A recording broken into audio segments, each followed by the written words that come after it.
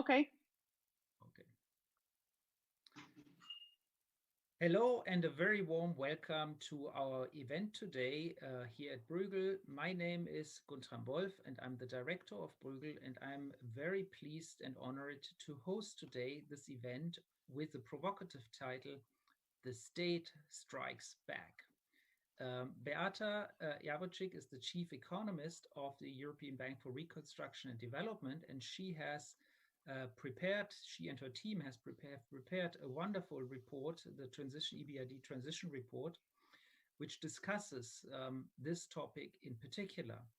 And I'm also very pleased and honored to host Katarina Matanova, who is Deputy Director General at DG NEAR of the European Commission, and therefore a natural counterpart and expert that can give comments after Beata's presentation on this very big issue of the state strikes back, which is, of course, a topic not only of relevance in the countries that the EBRD focuses on, but it is, of course, also very relevant in Western Europe and across the world, in particular now in the time of the pandemic, in a time where states have become very involved in supporting the real economy, supporting companies, putting in equity support to companies, and with that equity also taking um, ownership and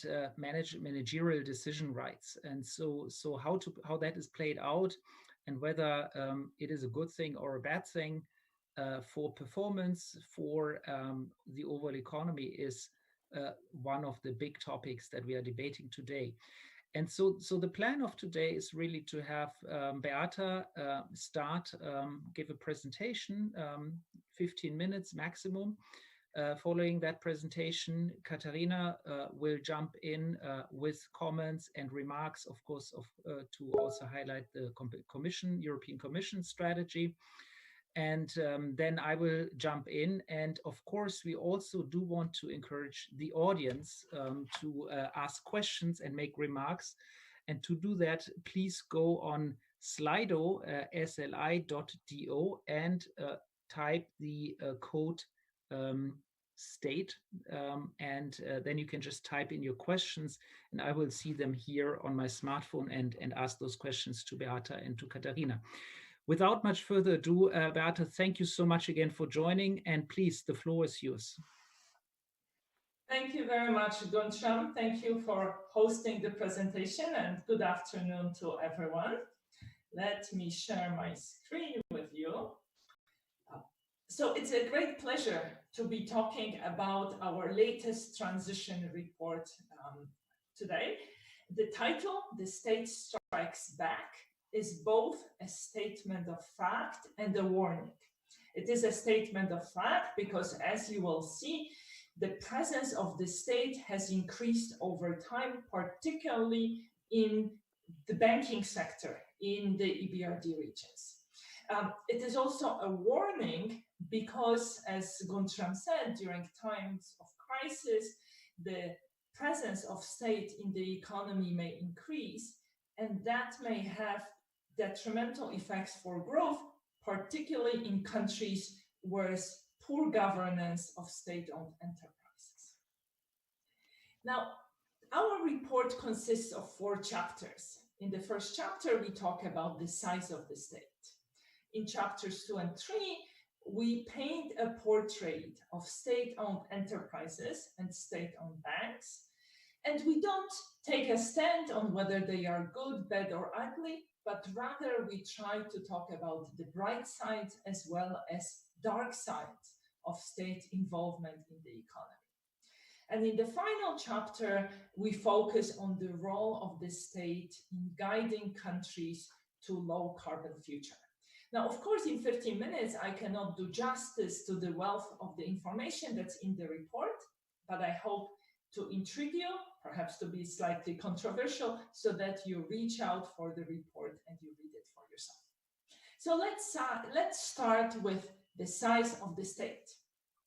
In the EBRD regions, the size of the state in terms of spending is at around 35% of GDP. It has been relatively stable there for almost a quarter of the century, and there isn't very much difference in that respect between post-communist countries where we operate and other regions, meaning South and Eastern Mediterranean and Turkey. In terms of spending as a share of GDP, our countries spend less than advanced economies, but more than comparator emerging markets. Now, where post-communist countries differ is the size of public employment. A quarter of a century ago, the public employment accounted for almost half of total employment. Now it stands at about quarter of total employment. So there was a big decline in public employment, and but nevertheless, it remains higher than in other countries, than, for instance, in advanced countries. And here, this is the big difference between post-communist economies and other regions where we operate. Now, on the right-hand side in that graph, you see that our countries tend to have much larger public employment, even if you take into account the size of government spending as a share of GDP. On average, they employ public employment is 7 percentage points higher than in economies with similar spending as a share of GDP by governments. Now, even though the public share of employment has been declining globally and in post-communist countries, support for public involvement in firms and in industry has been growing. And you can see here, this has been the case in advanced economies. The figures you see here are for late 1990s, as well as the latest available figures from the World Values Surveys. And these figures here are ordered by cohort, by year of birth of the respondents. And you see that in advanced economies, there has been a uniform increase in support for the role of the state in the economy. The story gets even more interesting when you look at post-communist countries. There you see that older people are more supportive of the role of the state, but you also see an increase in the overall support taking place over the last 20 years. And in particular, if you look within cohorts, you see an increase of, on average, of 6 percentage points. And that's this increase is particularly large among people who were young adults or adults at the time when the transition started. Now, if you consider other emerging markets, their support for the state is even larger. Support for the role of the state in the economy exceeds 50%. Now, if history is any guide, then the pandemic may further increase support for state ownership in the economy. So economic research tells us that previous pandemics were undermining trust in free market and in democracy. We know from past recessions that people who reached adulthood at the time of economic downturn had a more positive view of public ownership of the economy, and that view stayed with them for the rest of their lives. And as we show in the report, people who reached adulthood during past epidemics are also more supportive of state involvement in firms and industry.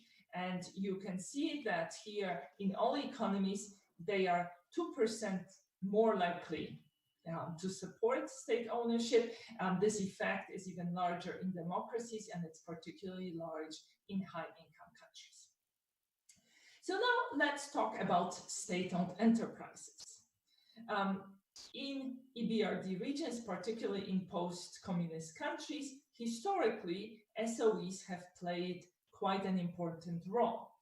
They account for almost a half of public sector employment.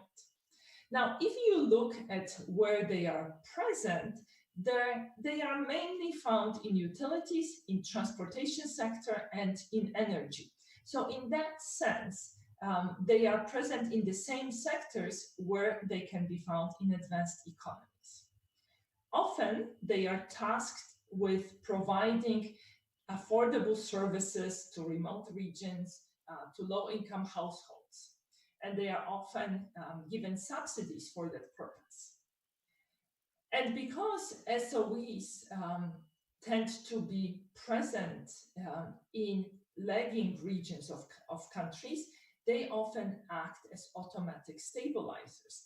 The same is true at the times of economic crisis, because SOEs tend not to lay people off. They play this role of automatic stabilizers, providing stable employment even in difficult times. But of course, as has been known for quite a long time, governments struggle to run state-owned enterprises efficiently. These enterprises tend to be less productive and they tend to be less innovative. Now, in times of crisis, private debts tend to become public debts. So what we are likely to see is, as the economic downturn continues, governments will want to rescue firms by injecting equity stakes in them or by doing outright nationalizations. And this may prove to be quite problematic in countries with poor level of governance of state-owned enterprises. So here you see summary of new data that our colleagues from the legal transition team have collected on the regulations and laws governing state-owned enterprises in 36 economies where the EBRD is active. And the picture is not very pretty. First of all, we see that only in about half of the countries there is separation of ownership from regulation. In many places, the entities which run SOEs, which manage SOEs, are also responsible for regulating the sector. And in 20% of economies, SOEs themselves serve as regulators in the sector, which presents a clear conflict of interest and could potentially disadvantage private firms that operate in the same industry. Running of SOEs is often just an exercise in compliance rather than an attempt to manage them efficiently. So in many cases, SOEs have boards, but these boards are not empowered to take decisions. In many cases, they are not even empowered to approve company budgets. In less than half of the countries, these boards have very clear responsibilities. And in only 10% of countries, nominations to the board are based on merit. And in many cases, these nominations have nothing to do with qualifications, because it's often high-level officials who are board members. Now, I mentioned public service obligations. So in countries, in EBRD countries, SOEs are used by the government to provide universal coverage of services. So think about railway transport that would reach all parts of the country. Think about utilities. And they are tasked with providing affordable services. But these implicit subsidies which they provide are often not budgeted clearly. There is no disclosure of costs that are related to these public policy objectives. So what happens is there is this vicious circle that emerges. So SOEs fulfill their obligation to provide affordable services, but they do so at a loss. Then the governments have to bail them out. And SOEs know that, so they have no incentive to become more efficient. So they incur more losses and they have to bail out again. Finally, what's very troubling is that only in a minority of countries, there are regulations that would prevent SOEs from obtaining state support that would give them an unfair advantage over private sector. So think about preferential tax rates, think about credit at concessionary terms, think about SOEs buying services or energy from other SOEs at subsidized prices. And think obviously about soft budget constraint. So this creates a very real possibility that as the presence of state-owned enterprises increases in the economy, in industry, in firms, this is going to tilt the playing field against the private sector. And that in turn is going to result in lower economic growth. Now, let me say a few words about state-owned banks. As the title of the chapter suggests, state banks have been on the rise, and this has been particularly visible since the time of the financial crisis, the global financial crisis. So here you see on this graph assets of private banks and state-owned banks in countries where the EBRD operates. And you see this huge divergence. While since the time of the crisis, private banks, their presence in the economies have remained relatively stable when measured in terms of assets, there has been an explosion in the size of assets of state-owned banks. And in many countries where we are active, state-owned banks account for a very large chunk of the banking sector. So for instance, in Belarus, Russia, and Ukraine, they account for more than half. Of course, our regions are not unique. In China and India, also state-owned banks account for majority of the assets in the financial sector. Now, state banks tend to have less strict lending requirements, so they have a greater risk appetite. So what you see is that they tend to have lower return on assets. So basically, they have a greater appetite for risk. That means that often their investments don't work out. They give loans to very risky firms, and as a result, their return on assets is lower, and you see this divergence between private banks and state banks in terms of return on assets since the time of the financial crisis.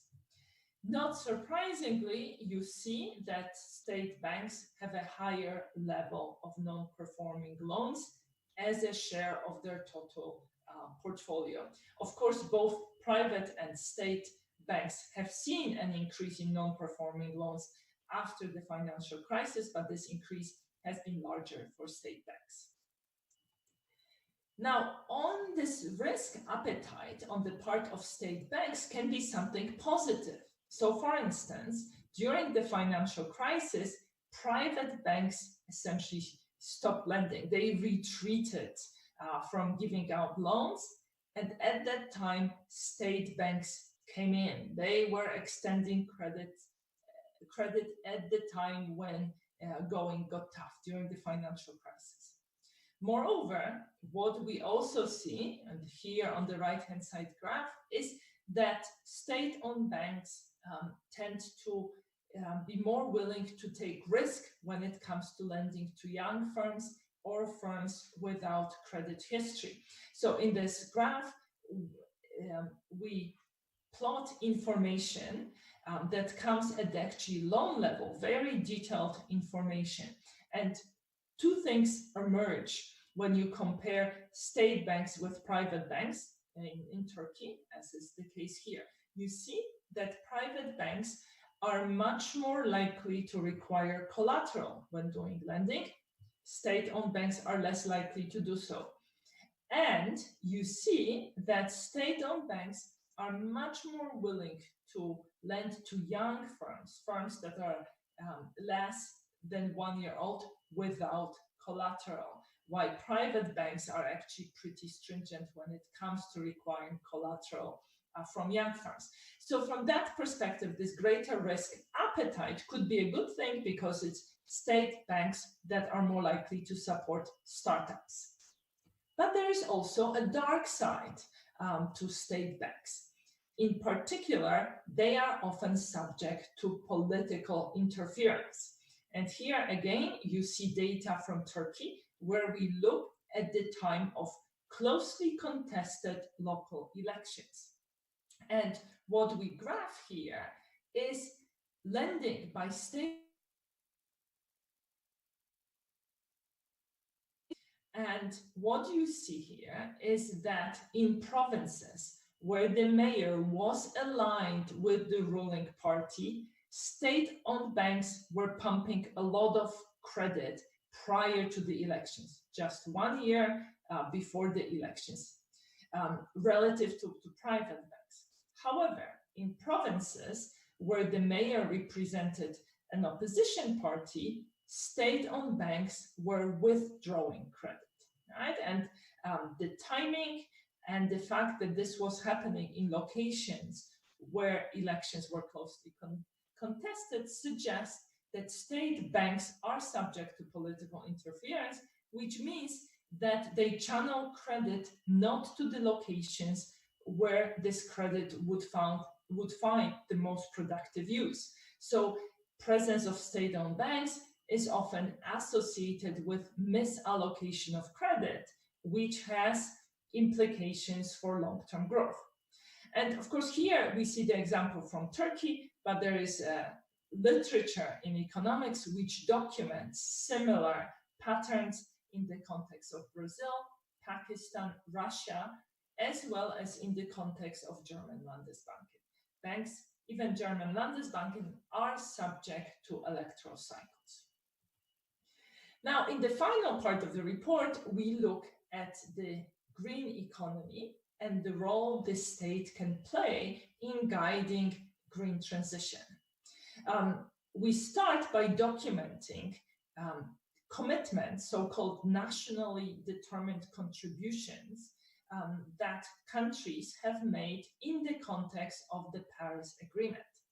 And here we plot what the greenhouse emissions of countries where we operate per unit of GDP in 2010, these are the bars, and as black line, we depict where emission intensity per unit of GDP is going to be in these countries in 2030 if they stick to the commitments they have made. So what you see is that many of these countries have made commitments to increase emission of greenhouse gases per unit of GDP. However, because they are going to grow, hopefully rapidly within the next 10 years, that means that relative to 2010, their emissions in absolute terms are going to increase in most cases. So basically, this shows that the commitments they have made in the context of the Paris Agreement are not ambitious enough. Much greater ambition is needed. Now, in the report, we also talk about laws and regulations that these countries have adopted over the last 2 decades. And you see that these regulations have been effective when it comes to limiting CO2 emissions. Not quite particularly effective when it comes to limiting greenhouse gases emissions. Finally, we devote quite a lot of the chapter to discussing what governments can do to help their countries build a green economy. So we start the discussion by focusing on the short term. Obviously, now during the reconstruction phase, you need projects that are labor intensive, but they are also green. And actually, there are quite a few possibilities here. Retrofitting government-owned buildings is one area where a lot of good could be done. These are also very labor-intensive activities. Also, investment in energy-efficient residential buildings. public transport infrastructure, renewable energy. These are all good ideas. Also, as governments extend help to firms, why not nudge firms towards better behavior by offering them or mandating them to undertake free energy audits? Now, in the medium term, the role of the government is about getting prices right. So it's about eliminating subsidies on fossil fuels, and it's about applying cost to carbon pollution. But it's also about disseminating information about green technologies. Very often, firms may not be aware of how much energy they can save. They also may not be aware that there is financing available for that purpose. And finally, in the long term, it's about subsidizing R&D in clean technologies. It's about fostering diffusion of that while protecting workers, while protecting low-income households for whom some utility bills may become unaffordable. So to conclude, EBRD regions, including post-communist economies where we operate, find themselves at crossroads. There is an optimistic scenario that the COVID crisis will help them, will stimulate them, will encourage them to improve governance and engage in green transition, and that the caring hand of the state will lead them through this process. But there's also a pessimistic scenario, a scenario with kind of a deja vu of the 1990s, where the grabbing hand of the state will lead to a toxic cocktail of nepotism, corruption, where the increased presence of the state will create vested interest and prevent subsequent privatization of nationalized firms, and a situation where the playing field will be tilted against the private sector, which will lead to slower long-term growth. Thank you very much, and let me give the floor back to Gonchar. Thank you, Beata. Thank you for this very comprehensive presentation. Very interesting. Lots of, I think, very telling charts, and I think also quite a clear message at the end that we are at a crossroad. There's an optimistic scenario and a pessimistic scenario. And of course, I would love to hear more from you, Beata, at some stage, which one you think is the more probable. But before asking you that question, I want to hear from Katharina. What is her view on the entire topic? And also what are initiatives that the European Commission is undertaking to make sure that we can avoid the pessimistic scenario, at least in those parts of the EBRD region that belong to the EU. Katharina, please, over to you. Thank you very much, Gortram. It's great to be back commenting on yet another edition of the EBRD transition report. This is a wonderful tradition that you have at Bruegel. And it's the first time I'm doing it with Beata. It's great to virtually connect this way. And let me start by answering the question that you posed to Beata, and she will answer later. So let me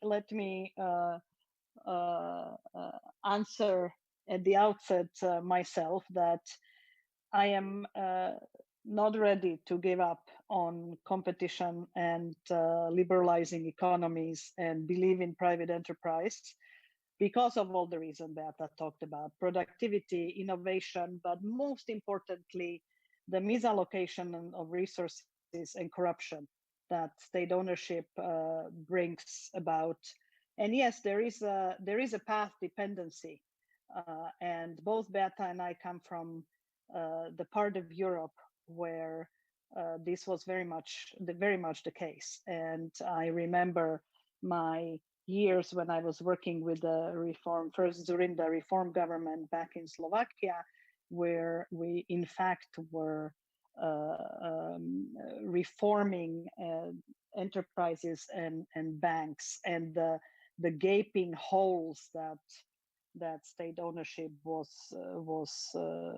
leaving. And now I'm working, in addition to my DDG job, I have been acting as the head of the support group for Ukraine, and very much with 2 decades time difference, watching the same process, that the nepotism, vested interests, and corruption that is tied so inextricably with state ownership. Now, there is no question that the COVID crisis knocked us off of our feet. It really has brought a shock, economic shock to many, social, psychological. I mean, this is a crisis we will be reflecting on, and smart people will be writing about for many, many years to come. And I very much agree and realize that the state and even the EU, when you're looking at the EU as the supra state structure, very much had a role to play, because the state can mobilize quickly. It can mobilize in robust ways that you cannot rely on private actors. And I think that especially in Europe, we can see the impact of it in really, at least during the first wave of the pandemic, really stabilizing the employment numbers to really an impressive degree with the various programs. You look at the more resilient and more robust states like Germany with their public investment support, France, etc.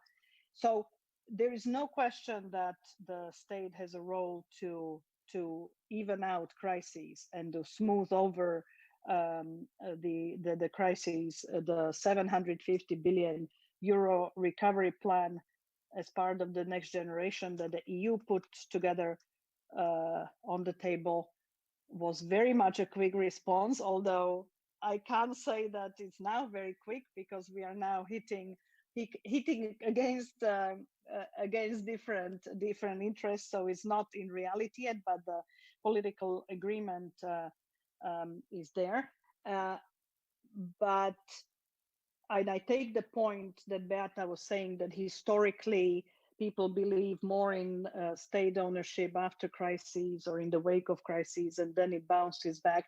I think the bounce back and the flowing back and forth is something that should stay with us. I very much think that the positive outcome, the optimistic outcome, is only possible if there is a way out of it, because I don't think that the trend of significantly increasing state ownership is something that we should stay with us forever, because it's just a slippery slope, and there are very few, especially in our times when we are watching with such disbelief the erosion of the strongest democracies in the world, with their various checks and mechanisms of oversight and watchdogging. That's a dangerous cocktail, that you suddenly, if you combine high and growing state ownership with eroding checks and balances in democracies, you can indeed have a toxic cocktail that could be dangerous. Now, there are few things that can be done or should be done, and it's something that we try to do with our various programs with our countries. In the enlargement, we have this set of economic reform programs that we have in the East. In the Eastern neighborhood, we set up something called Structural Reform Facility to help countries develop reforms and do transformations that are important, in fact, regardless of the percentage of state ownership. First of all, governance reforms, and in the economy having a level playing field. That means strong competition rules and clarity of rules. Second, corporate governance something that in Ukraine, for example, has been, 2 steps forward, 1 step back, having really strong corporate governance rules with good and qualified people on the boards that are not just getting the jobs as a way of paying back political friends.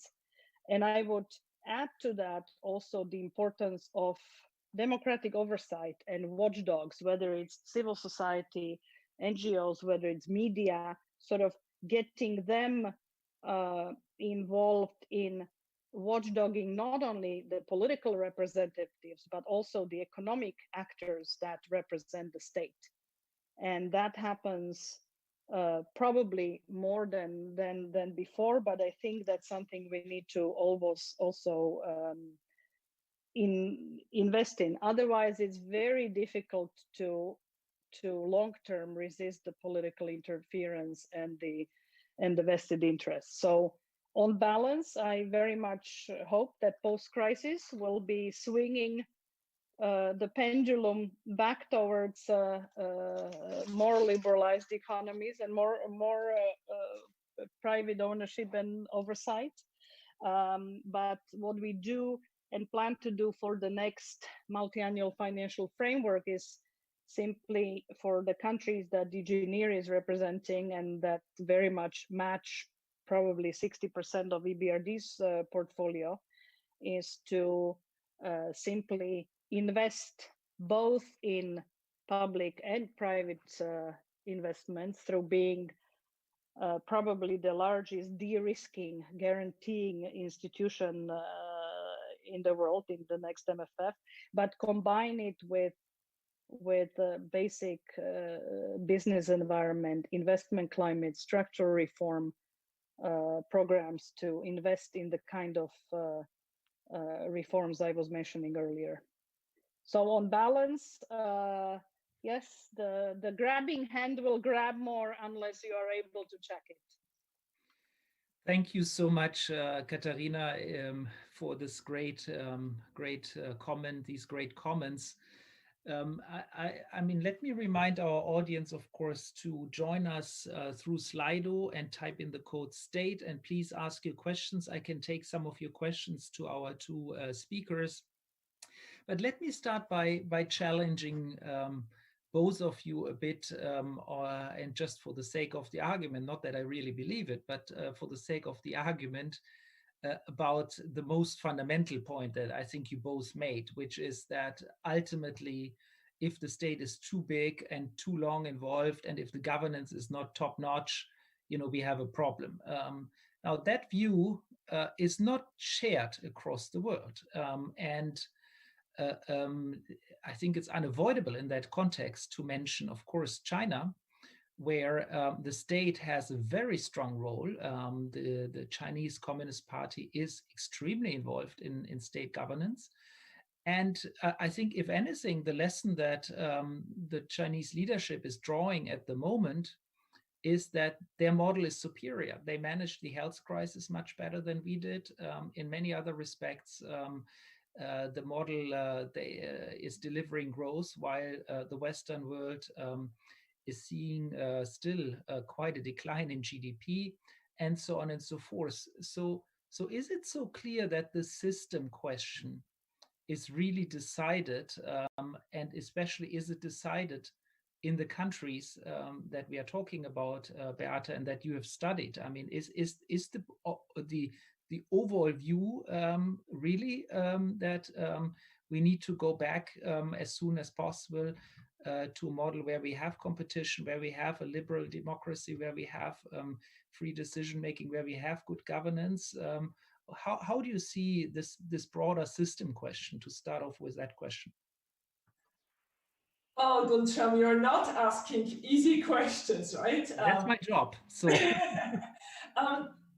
so what's quite striking is, and what we show in the report, is that support for democracy is much stronger than support for private ownership, right? So if you look at World Values Survey, pretty much in all countries with the exception of Lebanon, support for democracy exceeds 75%, so 3/4 of the population. Support for private ownership hovers around half. So actually,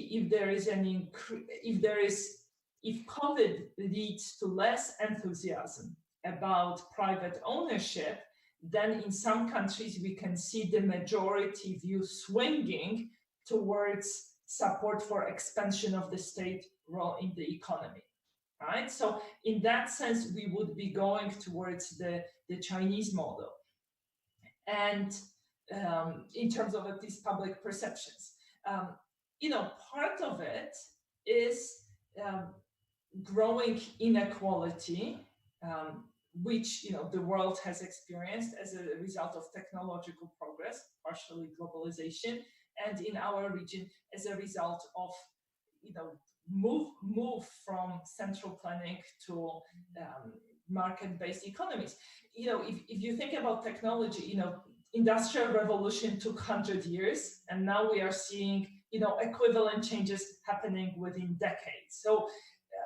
So at some level, it's understandable that people are looking for insurance. And I think after the pandemic, I think we are going to have a conversation about social contract where there will be some renegotiation.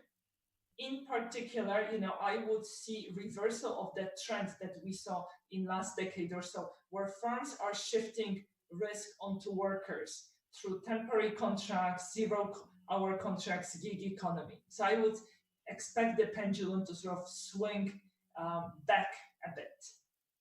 Let me stop here and give the floor to Katarina. Yeah, let me, Katarina, if you allow, let me add to the question to you beyond the broad system question. I mean, there was one area that Beata identified where I would say she was almost enthusiastic about state involvement, which is really the green economy, right? And having a bigger role, be that on the industrial policy, be that on insulation, be that on new technologies, be that of course on pricing in the externality, and where a lot is also happening in the EU, and there's a lot of EU involvement, a lot of EU money, but also a lot of EU, I would say almost control over specific sectors. I mean, is it perhaps that the role of the state is back, but only for green in particular? Well, thank you very much for this question, and let me first clarify. I am not a disbeliever in the role of the state. I think the state has a very important role. One of that is the regulation, setting the incentives. If you take the green agenda, pricing carbon properly, etc. So I'm not a laissez-faire libertarian who says we should abolish the central banks. Pas du tout. I was specifically addressing before the ownership of the economic assets, because you mentioned, for example, in your question on the green, new technologies, etc. I actually think that innovation flourishes better if the incentives are set by the state, but it's done privately.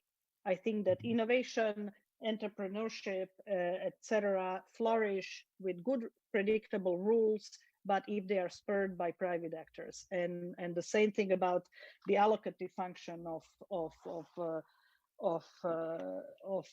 ownership. So I am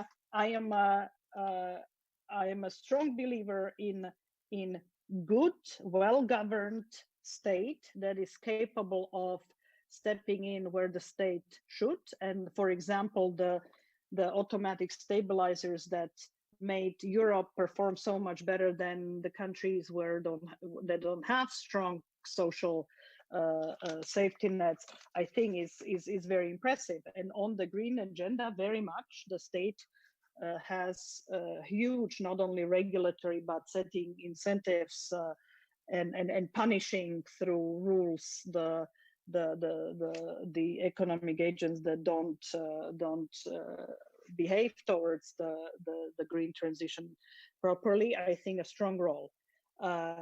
on your first question, I think when you were talking about China, and now we can talk about China. A few years back, we can talk about Chile under Pinochet, etc.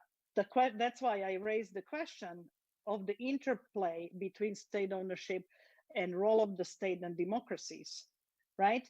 Everything I say is based on the assumption that in the European Union we decided to live in democratic governance, and that also that's the ambition of EBRD client countries. In fact, that's in EBRD statute is the idea of democratic governance, and ultimately democratic governance is something that's inscribed there. So if you take democracy as a given, then I think we can't really compare it to what happens with China, that can simply shut Wuhan and forbid people under threat of I don't know what kind of sanctions to leave their houses. That's very difficult to do in our countries. So I don't think that's necessarily juxtaposed, because you need to take into account the political choices that people make. So it's not a one-to-one comparison. So for me, the Chinese model is not a model because they don't believe in free speech and other things I believe in. Yes, let me, Beata, bring you back in on the green, and how to best really define the role of the state in the green. I think we all agree that when it comes to pricing externalities, the state has an important role to play, as a correction for market failures. But the discourse, I would say, in Europe goes nowadays almost beyond that, especially when it comes to industrial policy. Would you like to react a bit on this? Thank you, Guntram. Indeed, being green has become a European value, right? It's not about economics. It's about values. Earlier you asked, which scenario do I expect, that the optimistic or the negative or the pessimistic?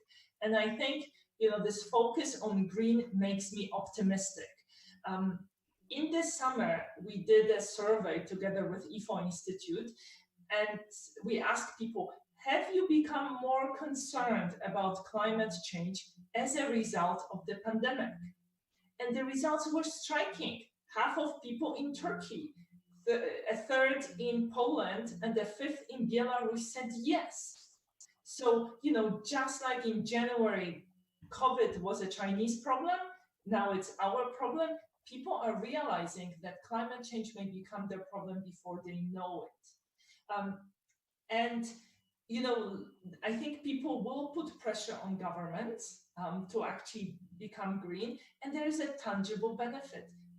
Clean energy means cleaner air, and in many post-communist countries, air is far from being clean. And I think because pollution makes some symptoms of COVID more unpleasant, actually COVID probably has also drawn attention to clean air.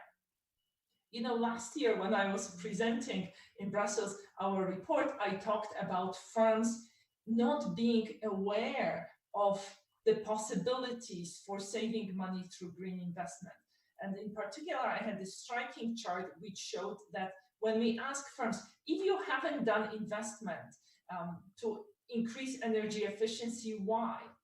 And 2/3 of firms said, it's just simply not a priority for us. And I think COVID will draw attention to green being a priority. And I think, going forward, green will mean competitive. And then on top of that, in post-communist countries, there is a lot of EU funding being available through the recovery package. And because these countries need to rethink their growth model, that the easy sources of growth, catch-up growth, are being exhausted. They need to invest in innovation. This is an opportunity to take this money, invest in green R&D, and build recovery and future growth along the direction. So we are, I mean, time is really flying. So I've now a lot of questions already here on my smartphone from our audience, and I would just like to throw a few of them at you, and if you can sort of take notes and then choose which ones you want to answer. But perhaps I start with one by a colleague, Marek Dabrowski, who asked, well, on the gap between support to democracy and private ownership, do you think that democracy can be sustainable without the dominant role of private ownership? So that's perhaps one, I think, quite important question.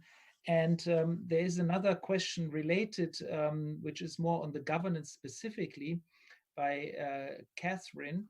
She asked, well, would more transparency in state ownership help with balancing its bad influence? If yes, can there be a structured systemic approach that applies to all? Perhaps, Beata, do you want to take those two? Sure. More transparency with state ownership. In many countries where we are active, state ownership, delivery of services happens through state-owned enterprises because administrative capacity is low. Right? You could deliver the same services by roping in private sector, imposing universal provision requirement, and giving subsidies. Or you could, you could maybe compensate low-income households through means-tested benefits. But for that, you need capacity, administrative capacity. And there's actually quite a significant correlation between low capacity and SOE provision. And in a sense, so improving transparency is a way of sort of having a halfway house, right? You don't do private provision, but you are very clear about the public service mandate SOEs have. You budget for it. You have a formula, this is the subsidy per citizen or per household or per whatever. And also, if you make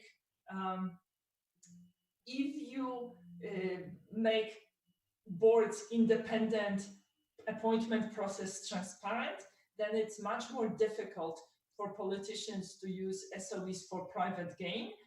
So SOEs become less attractive, right? They can just kind of leave them alone and hopefully let them be better managed.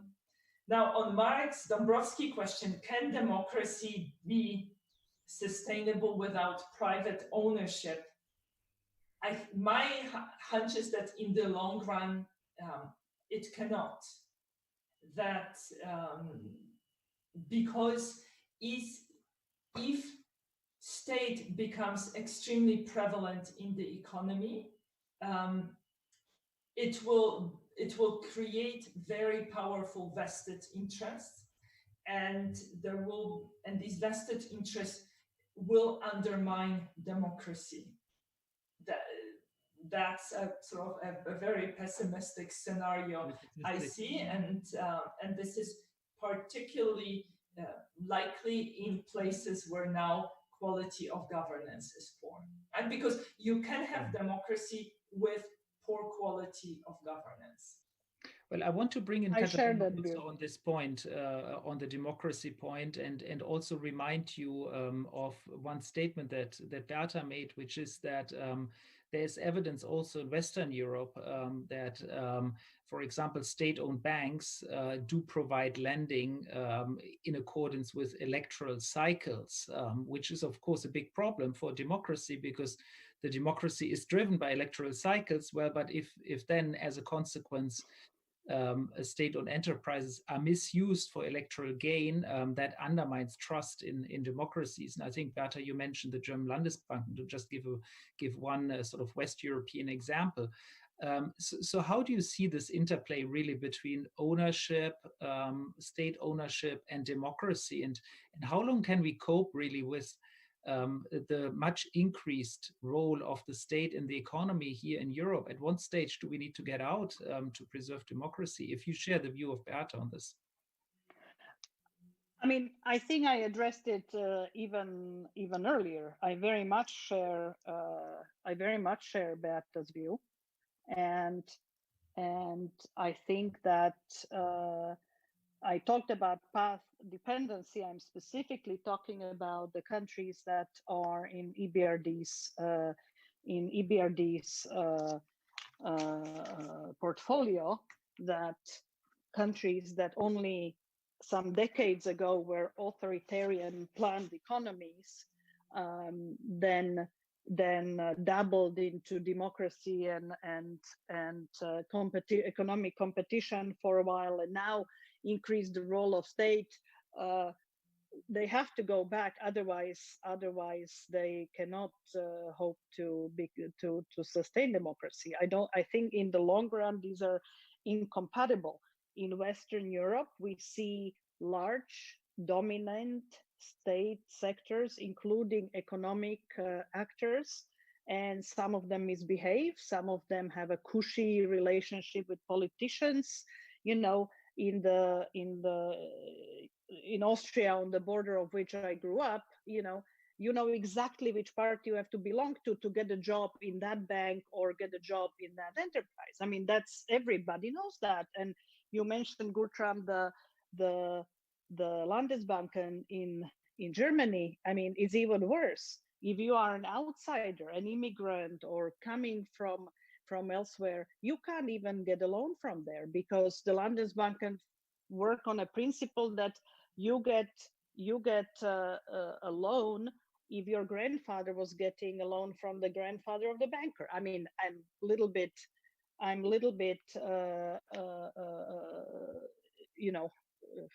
making light of it just to lighten up the atmosphere. But the Landesbanken are a perfect example of captured banking sector at the local level, sure, but it's very much a problem. I remember when we were trying to, with EBRD, in fact, to find international agreement on the need to introduce registers in movable assets. The one that was the most viciously against that was the German banking sector, not the big ones, but exactly the Landesbanken, because they don't want transparency in it. So it's long term. You know, things work in Germany. So despite thwarted structures, things work. But you cannot overimpose, you know, a system like that into a less governance developed environments, which is the countries that are clients of EBRD and that DGNIR work with, and expect the same outcome. So I think that long term, it's yes. In the long run, I don't think that state enterprise and democracy, or state dominance of the economy and democracy, are compatible. So we are coming to a close, but Beata, I need to ask you one last question, which I hope you can answer, and it's by a person called Hugh, and he's asking, really about development banks, and in particular, and of course the EBRD is one of those. And he argues that there is a collaborative system of development banks to tackle the huge challenges. But what about the governance of EBRD and other development banks in making sure to avoid the pitfalls that you have just identified for other state-owned and state activities? So the concern, let me just rephrase the question. So the concern is whether EBRD and other multilateral development banks are run well or governed well. Yeah, what kind of governance mechanisms you have to exactly prevent the kind of conflicts of interest and other issues that you identified yourself for other state actors, because in a sense you are part of a state actor. That's the way I interpret the question. So So we have a board. Actually, EBRD has a resident board. We have 71 member countries. They are all represented on the board, and the board members keep us in check, essentially, as management, to make sure that we are doing the right thing. On top of that, we have a system of checks, so that, for instance, we do not do business with corrupt enterprises or with banks that have been documented history of inappropriate behavior. We are pretty strong when it comes to green issues. So, for instance, we no longer invest in coal. So there's a whole system of checks and balances, checks that ensures that we do the right thing. Now, you may ask, what's the right thing? Well, the right thing is what our shareholding countries, represented through board directors and governors, tell us to do. Wonderful, Beata. Thank you to both of you, Beata and Katharina. I think it has been a fascinating discussion, and we could really go on for another hour without any problem, I'm sure.